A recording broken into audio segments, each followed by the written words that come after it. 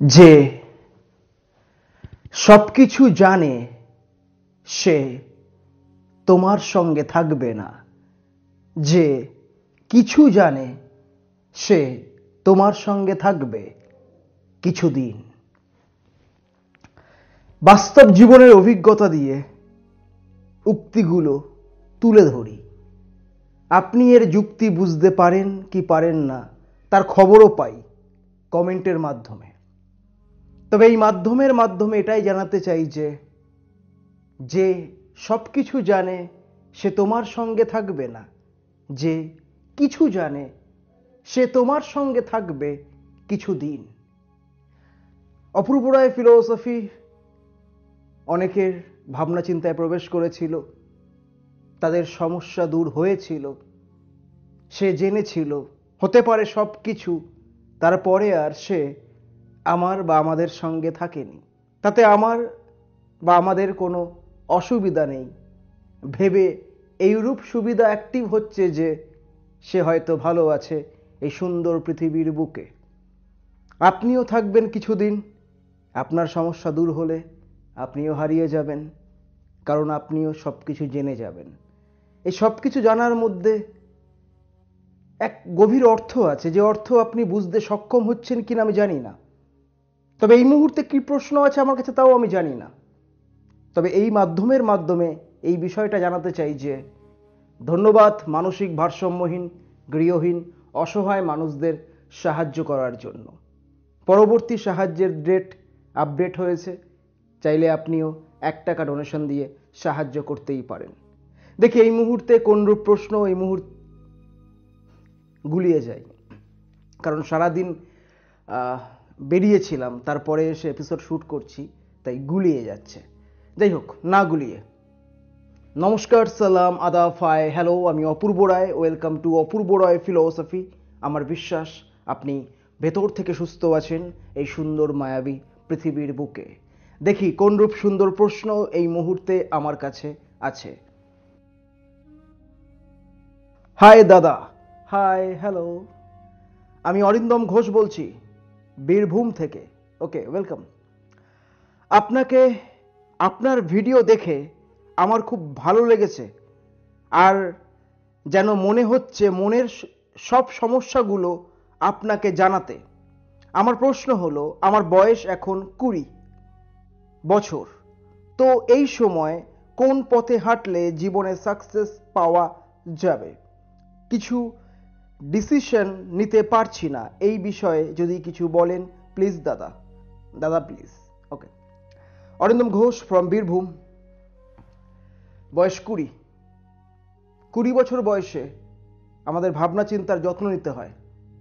20 বছর বয়স থেকেই ফুল ফুটতে শুরু করে, আর এই সময় বাইরের পোকামাকড় ভিতরের পোকামাকড় যদি সেই কুড়িতে বসে, সেই কুড়ি আর ফুল হয়ে ফোটে না, ঝরে পড়ে যায় সময়ের স্রোতে। তবে এই সোশ্যাল মিডিয়ার স্রোতে আমি আপনাকে জানাতে চাই বা তোমাকে জানাতে চাই, তোমার বয়স যদি 20 হয়ে থাকে, তুমি ভাবছো যে কোন পথে সফলতা আছে, তুমি যে পথে যাচ্ছ সে পথ যদি তৈরি থাকে তাহলে তুমি অন্যের পথে যাচ্ছ। লেজেন্ডরা নিজের পথ নিজেই তৈরি করে, আর সাধারণরা সেই পথ অনুসরণ করে। আমার বিশ্বাস আপনি অসাধারণ হয়ে উঠবেন নিজের পথ নিজে তৈরি করে। তবে নিজের পথ তৈরি করতে গেলে অন্যের পথে গেলে হবে না, নিজের পথ তৈরি করার জন্য পথ সৃষ্টি করতে হবে। বহুকাল আগে একটি ইংরেজি উক্তি পড়েছিলাম, if there is no way create one. Okay, যাই হোক, আমি ইংরেজিতে অতটা দক্ষ নই, বাংলা ভাষায় কথা বলতে ভালোবাসি। আপনি বাঙালি, আমি বাংলায় কথা বলবো। যদি বয়স তোমার 20 হয়ে থাকে, তুমি ভাবছো কোন পথে সফলতা আছে, সব পথেই সফলতা আছে। এই যে আমি বসে আছি একটি সোফাতে, এই সোফার কোম্পানি যখন প্রথম সোফা নিয়ে বিজনেস করবে বা আসবাবপত্র নিয়ে বিজনেস শুরু করবে, সেও ভেবেছিল এই পথে কি সফলতা আছে। সে যখন দেখলো যে একজন ব্যক্তি এই বিজনেস করে সফল হয়েছে, তখন সে এই বিজনেসে নামলো। এটাকে বলা হয় যে অন্যের পথে পথ হাঁটা। আবার ধরো তুমি ভাবছো যে তুমি ফটোগ্রাফি করবে, তুমি ভাবছো ফটোগ্রাফিতে কি সফলতা আছে।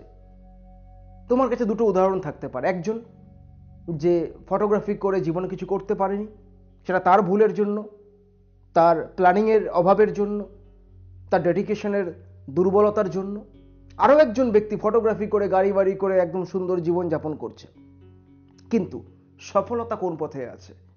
সফলতা সব পথে আছে, তুমি যে পথে যাবে।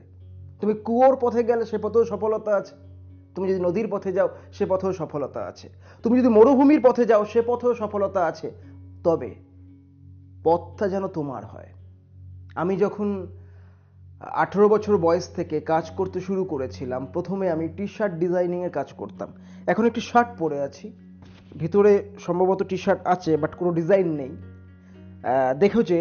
দেখতে পাবে অনেক টি শার্টের ডিজাইন থাকে, ওই ডিজাইনগুলো মেকিং করতাম।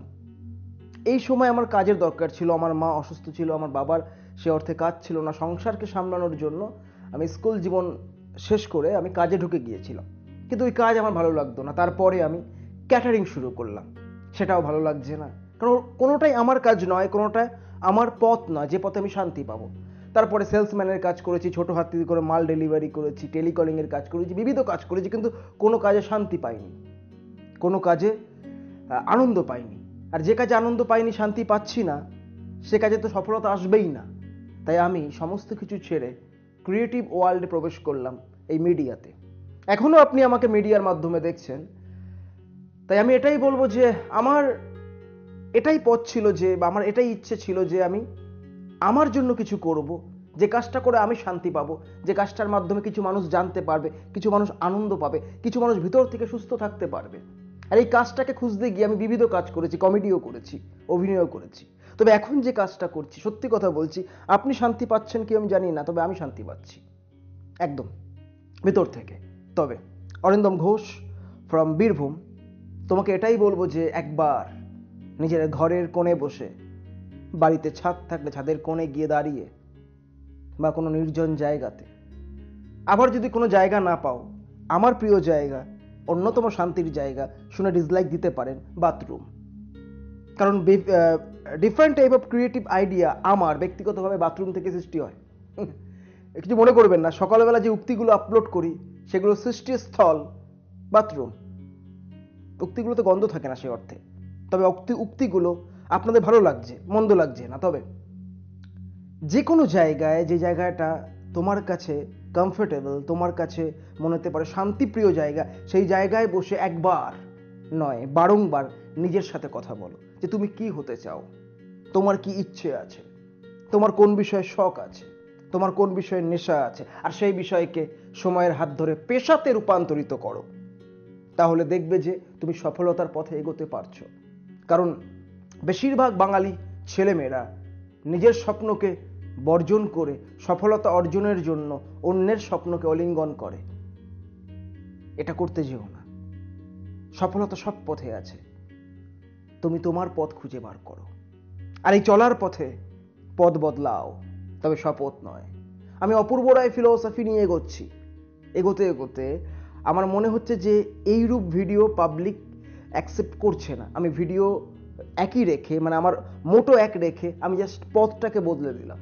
সেটা হয়তো আপনি যদি অপূর্ব রায় ফিলোসফি ইউটিউব চ্যানেলে বা ফেসবুক পেজে প্রথম দিন থেকে আছেন, তাহলে তার উদাহরণ আপনি অলরেডি পেয়ে গিয়েছেন। আমি কিন্তু প্রত্যেক মুহূর্তে পথে বাধা আসলে পথ বদলাচ্ছি, পথ বদলাতে না পারলে নতুন পথ তৈরি করে নিচ্ছি, কিন্তু শপথ বদলায়নি, প্রত্যেক দিন আসার চেষ্টা করছি। তাই অরিন্দম ঘোষ এটাই বলবো, বা তোমাদের বয়স যদি 18, 19, 20 হয়ে থাকে, 21, 22 হয়ে থাকে, তোমার থেকে আমার বয়স একটু বেশি, বা আপনার বয়স আমার থেকে বেশি, আপনিও আপনার ছোট ছোট ভাই বোনদের, ছেলে মেয়েদের সাজেশন দিতেই পারেন। সব পথে সফলতা আছে, তবে নিজের পথে যাওয়াটা জরুরি। এবার প্রশ্ন হলো যে তুমি কখন নিজেকে প্রশ্ন করবে তোমার পথ কোনটা। এবার আমার প্রশ্ন আপনার কাছে, আপনার পথ কোনটা? আপনি কোন পথে আছেন? সেটা কি আপনার পথ? আর সেই পথে যাওয়ার সময় পারিপার্শ্বিক বাধাকে, ভিতরের নেগেটিভিটিকে কিভাবে দূর করছেন, কমেন্টের মাধ্যমে জানাবেন। খুব ভালো থাকবেন, পজিটিভ থাকবেন, অ্যাক্টিভ থাকবেন, মোটিভেটেড থাকবেন, হ্যাপি থাকবেন ভেতর থেকে। আজকের মতো আসছি, ততক্ষণ পর্যন্ত নিজের ভাবনা চিন্তার খেয়াল রাখবেন। ধন্যবাদ আপনার মূল্যবান সময়ের জন্য।